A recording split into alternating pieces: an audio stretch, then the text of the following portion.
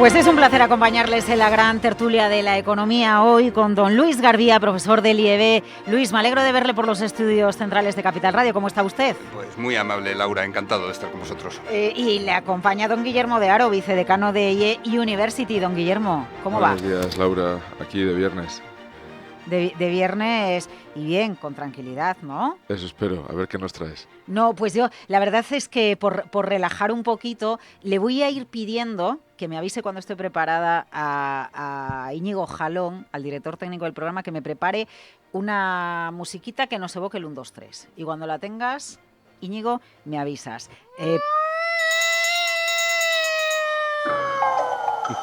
Vale.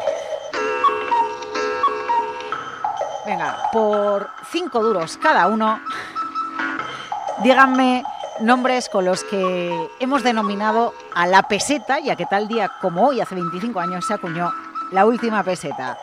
Luis Garbía. Me salía doña Ruperta, pero evidentemente no. Pelas. Duros. Bueno, esos duros eran varias pesetas.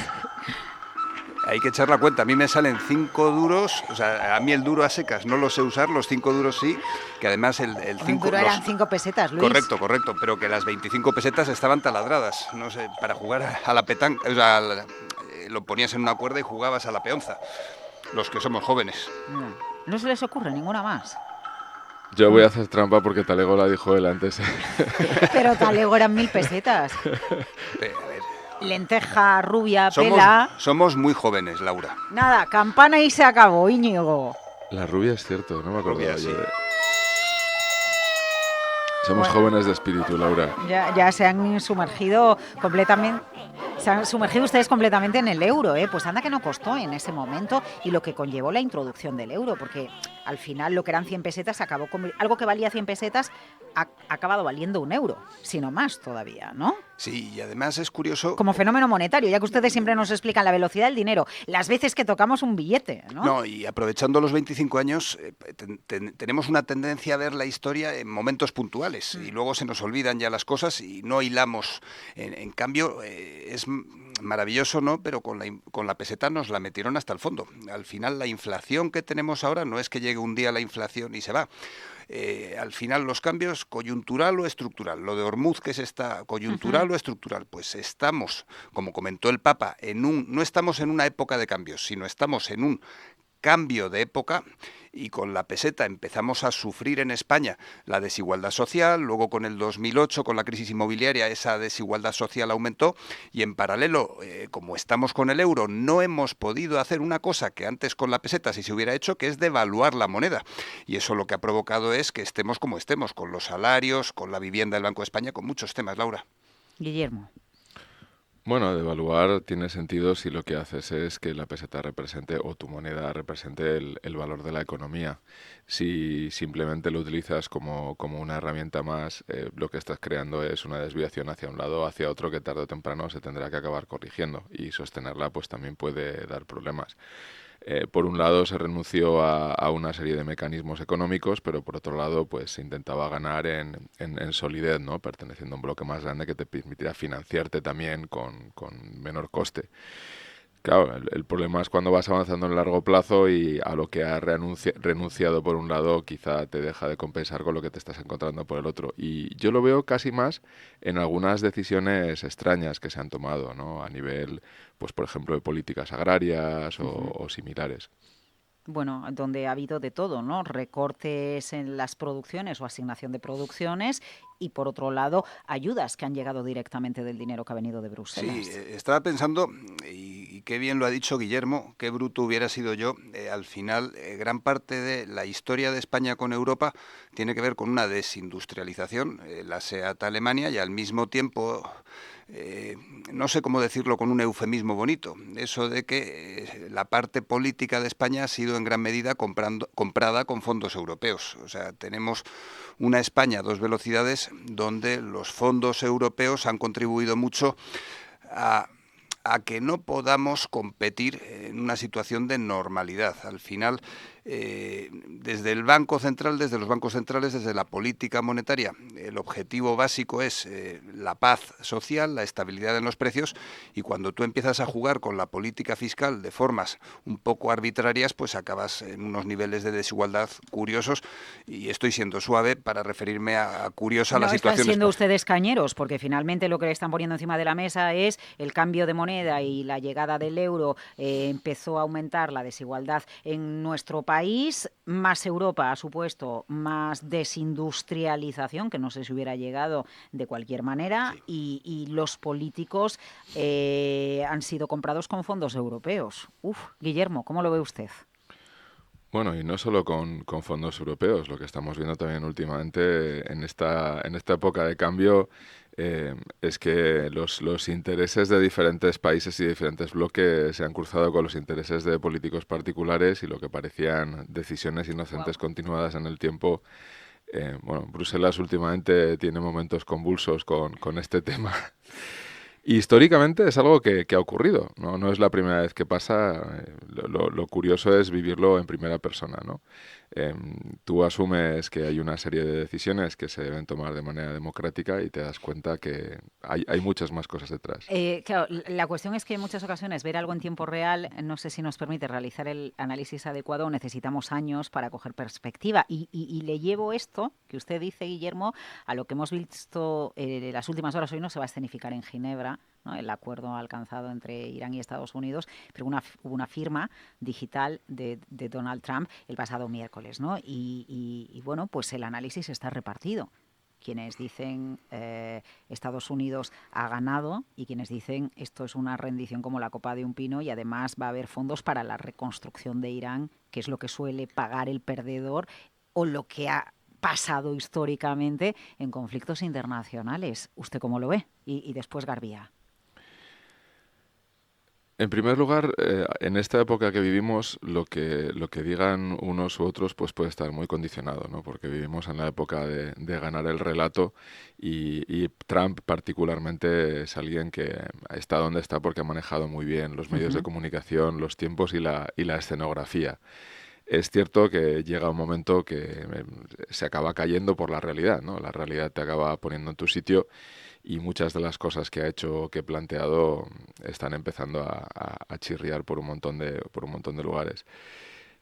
Este hombre planteó una demanda contra su propio gobierno, se demandó a sí mismo, y aprovechando la coyuntura del país, parece que ha llegado a un acuerdo con su propia fiscalía para que le den 1.000 millones. Es decir, ha hecho una jugada bastante curiosa y bastante real con respecto al impacto que tuvo. No sé de memoria si fue el juicio que le hicieron en su momento, o la supuesta pérdida por temas que las elecciones anteriores, que es un tema que él tiene recurrentemente ahí. ¿Qué quiere decir esto? Cuando tienes acceso a ese tipo de recursos y no tienes control y esa sensación de impunidad, pues puedes hacer lo mismo en el tema de Irán. La reconstrucción le va a costar al contribuyente americano, pero ya están Witkoff y Jared Kushner ahí preparados para organizarla, con lo que ese dinero de vuelta pues puede ir a unas pocas empresas americanas que se encarguen de ello, con lo que Trump o su familia no necesariamente tienen por qué perder en esta jugada. Sí, yo creo que Laura has usado el verbo correcto, escenificación. Al final el escenario es Versalles, no es casual, y lo que estamos Es viendo, que, claro, no, claro, no, claro. total. Al final lo que estamos viendo es un gran teatro que lo comentabas muy bien.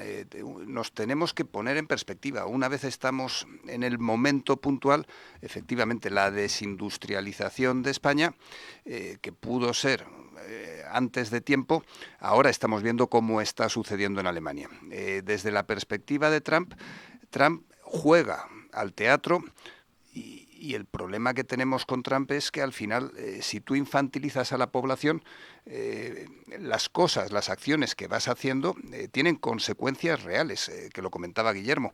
Eh, Tratando de tomar un poco de perspectiva en algo que está pasando ahora, a mí me parece absolutamente significante el viaje que tuvo Trump a China. para mí hay un antes y un después de ese viaje. Antes de ese viaje el conflicto no estaba ni cerca de resolverse.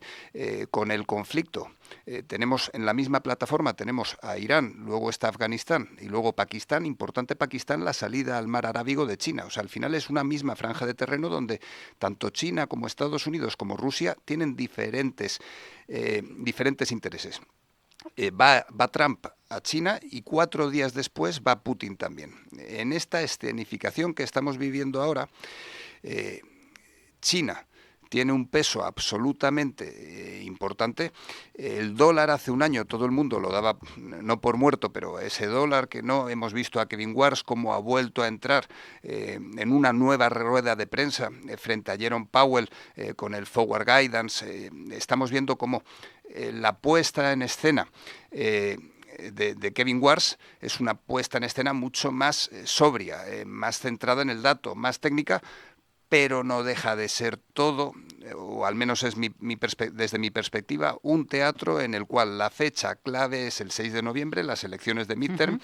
Este año Estados Unidos tiene una deuda pública, bueno, desde que Trump es presidente ha pasado la deuda pública estadounidense de los 36 billones a los 39 billones. En año electoral la deuda pública no se va a poder controlar y mientras el teatro nos invita a pensar que Estados Unidos tiene algo controlado, la realidad que estamos viendo es que hay bolsas de liquidez enormes por todos lados. Claro, lo que pasa es que, fíjese usted, la deuda no se ha reducido cuando Donald Trump llega a la Casa Blanca prometiendo un cambio. Ya no nos acordamos de Elon Musk en la Casa Blanca y sus ajustes y sus recortes, pero ahí estaba, ahora porque estamos en modo SpaceX. Pero hace un año, poco más de un año, hablábamos de Elon Musk y de sus hijos en el despacho oval de la Casa Blanca haciéndole perrerías, iba a decirles a ustedes, al propio presidente de Estados Unidos. Elon Musk con la motosierra de Milei, haciendo bromas de recortes. Exactamente. Y entre tanto, cuando hace justo un año, un poquito más, planteábamos desaparece el dólar, ¿no? Y se cuestionaba, el dólar ya no es lo que era, la deuda americana, esto va a estallar por los aires, YouTube se llenaba de vídeos, de alarma, ¿no? Seguimos teniendo deuda, sigue estando Trump, pero el dólar está más fuerte que nunca, está en 1,14, ¿no? Y al final ¿esto es una escenificación o realmente desmembrar los cimientos de una economía tan potente como los Estados Unidos? No es tan fácil, Guillermo. ¿Usted qué cree? Bueno, en primer lugar, la clave tiene que estar en las alternativas. Al final, el mayor problema para cambiar de una moneda como el dólar, que ya se habló hace años en la crisis con los derechos especiales de giro y demás, es cuál es la alternativa. Y ese cambio no es sencillo. Por más que haya habido intentos, el dólar sigue siendo mundialmente la estabilidad para muchos países.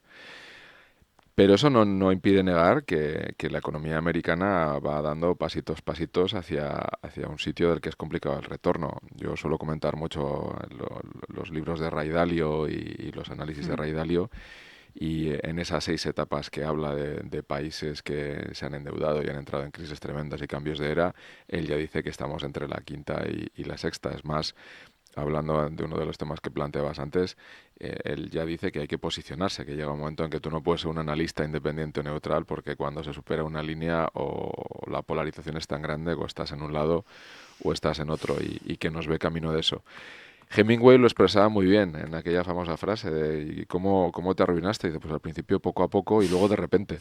Entonces, es muy posible que sea algo más así.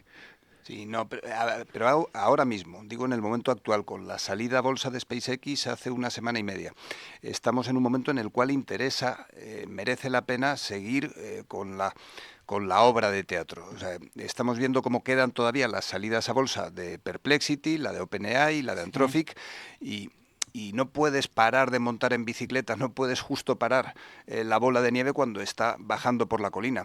Hay problemas asociados con la liquidez, problemas estructurales graves, pero también desde el propio dólar se están cambiando las tripas del propio dólar, que no sé si es bueno o malo. El hecho objetivo es que cada vez más hay stablecoins que están garantizadas por dólares, o sea, por treasuries, por bonos públicos estadounidenses, y la sensación que tengo es que mientras que todo sigue pareciendo lo mismo, tanto por dentro como por fuera, hay cambios grandes, y estoy absolutamente de acuerdo con Guillermo. Dentro de los procesos de desdolarización, mucho tienen que hacer los BRICS en poco tiempo para cambiar el dólar como moneda, y es que además, si rascas un poco, a China no le interesa. China, al final, gran parte de sus instrumentos financieros los tienen dólares, y si le interesa una transición suave, y en definitiva, si tú eres el dueño del casino, ¿qué más da que las fichas del casino sean dólares? Si eres el dueño pensando en la perspectiva china. Bueno, y la importancia de seguir haciendo acopio, como han ido haciendo en los últimos años, del oro, por ejemplo, ¿no? Y aquí hemos citado Wall Street. A ver, yo quiero plantearles un asunto que me parece de mucho calado, y es lo que ha sucedido con Accenture, ¿no? Porque junto a las 4 Big Four es la quinta, centrada en consultoría tecnológica. Y la pregunta que les hago es si las grandes consultoras necesitan hacerse su propia consultoría porque no vieron venir lo que ha venido con la inteligencia artificial. Al final son las empresas que se encargan de ayudar al resto y de organizar al resto, y se las están comiendo. En el caso de Accenture le ha influido mucho la guerra porque se ha reducido la actividad vinculada a los países de Oriente Medio, pero sin duda pues la inteligencia artificial y cómo este cambio, que entiendo que es estructural y no coyuntural, está afectando a estos negocios o están sabiendo reconvertirse.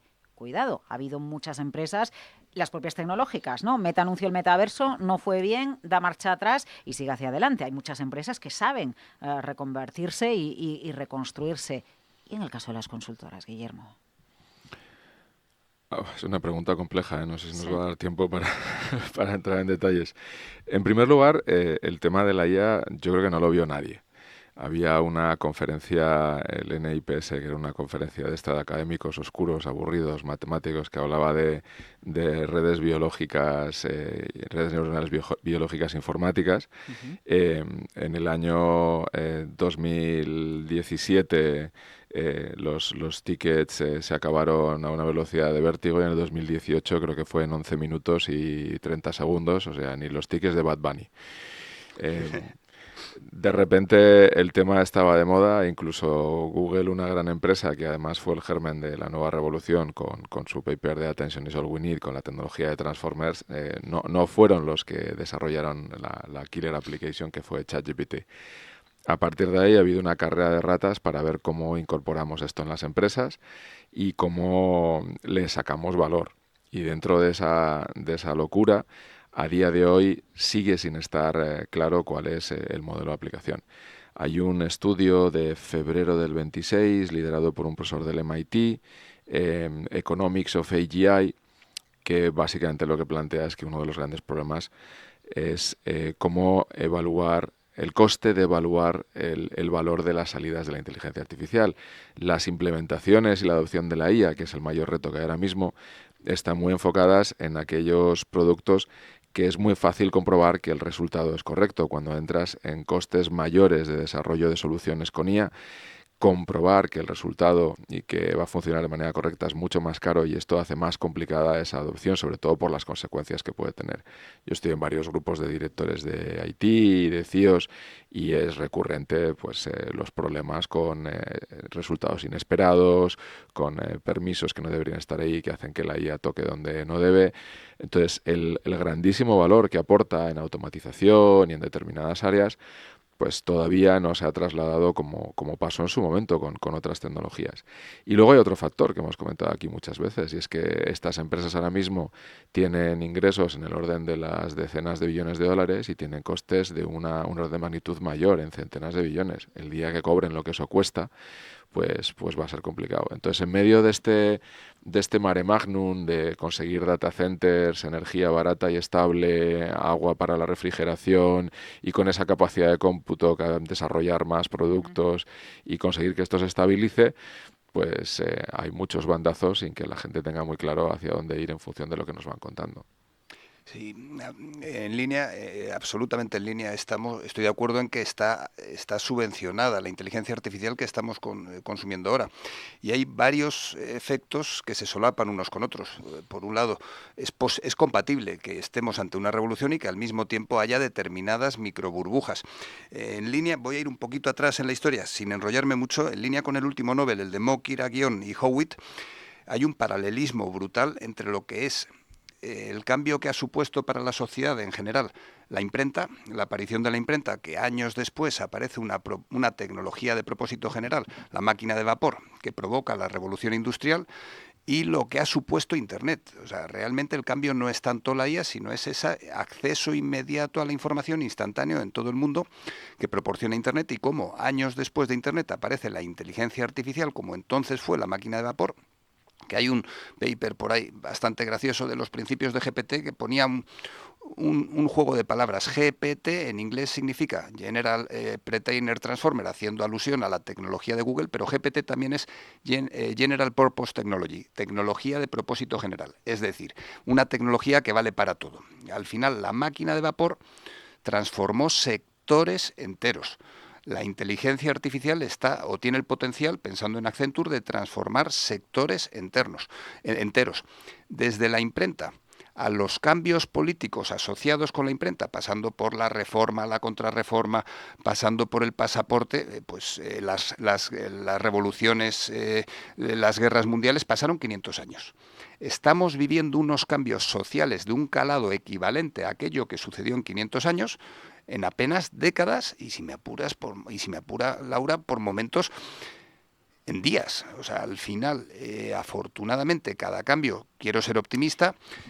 Dime. No, es que me parece fascinante el planteamiento que usted pone encima de la mesa. Nunca lo había mirado con esa perspectiva, porque la IA siempre la miramos como cómo va a aumentar la productividad, cuántos empleos va a eliminar, ¿no? Pero el tema de fondo es cómo la nueva tecnología sí o sí se va a implementar, sí o sí va a aterrizar más rápido, más despacio, y cómo eso acaba teniendo consecuencias políticas, porque efectivamente la revolución industrial supone todo un cambio en la manera de organizarnos, de vivir, los flujos migratorios del campo a la ciudad, afecta absolutamente Laura, a todo. seguimos... Y a los cambios sociales, porque eso hace que haya muchas personas viviendo en Londres, que estén en unas condiciones laborales horrorosas, y eso da lugar a la aparición de los sindicatos. Es que seguimos votando en papel, en urnas de cristal, cuando todo el mundo va andando por la calle con un móvil en su bolsillo.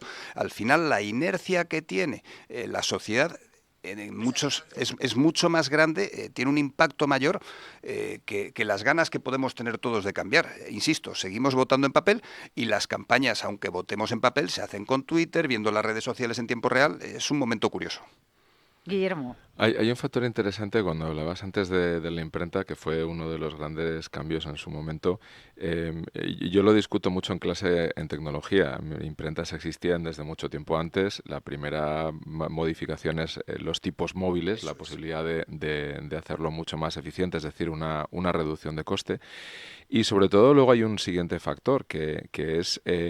unos años después, esto estaba muy bien explicado en, si no recuerdo mal, The World in Data, el uso más extendido de la imprenta facilita la tecnología o impulsa la tecnología de fabricación de papel. La caída en el coste de fabricación de papel facilita el incremento en los libros, esto facilita la alfabetización y empieza un círculo virtuoso que hace que cada vez se produzcan más libros, más gente lea y empiecen a producirse gran parte de esos cambios sociales. Gran parte de la pelea ahora mismo dentro de la inteligencia artificial está muy clara, y es hacia ese punto en el que se consiga ser más eficiente en el uso de la tecnología, o ser más eficiente en el uso de los recursos, para poder darle la vuelta a esas cifras de ingresos y costes. Claro, si yo lo he comentado varias veces aquí, los que nos escuchen regularmente ya pensarán que no sé hablar de otra cosa.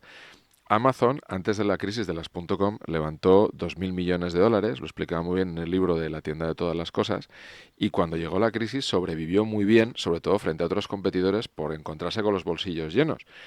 A mí la sensación que me da es que, descontando una potencial recesión, estas empresas que salen a bolsa ahora están intentando hacer eso, captar esas bolsas de liquidez para capear lo que pueden ser los próximos años complicados. Sí. El Everything Store, yo se lo recomiendo a todo el mundo, ese libro sobre la vida de Jeff Bezos, fascinante. Lo que pasa es que queda un minuto y no me han respondido a lo que yo les he preguntado. Discúlpenme, profesores. A ver, yo les he preguntado qué pasa con la consultoría, porque ya han explicado qué pasa con la IA. ¿Están acabadas? ¿Están muertas las Accenture de turno? ¿O se pueden reinventar? ¿O van a sobrevivir o qué? A ver, en el cambio de la imprenta... 20 segundos cada uno de ustedes. 20 segundos. El elemento central es la estandarización y la liquidez. O sea, si son capaces estas consultoras de adaptarse al nuevo entorno competitivo, sobrevivirán. Es un entorno absolutamente diferente. Si no son capaces de adaptarse, pues pues como tantas veces en la historia.